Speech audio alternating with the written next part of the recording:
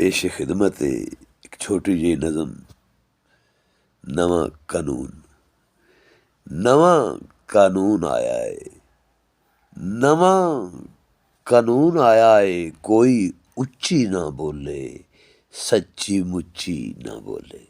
कोई उच्ची ना बोले सच्ची मुच्ची ना बोले। सब कुछ होवे भावें कुछ होवे, ना इत्थे हसे ना कोई रोवे। थले कंब गए ने उतों फोन आया है, नवा कानून आया है, कोई उच्ची साह ना लवे सच्ची मुच्ची साह ना लवे।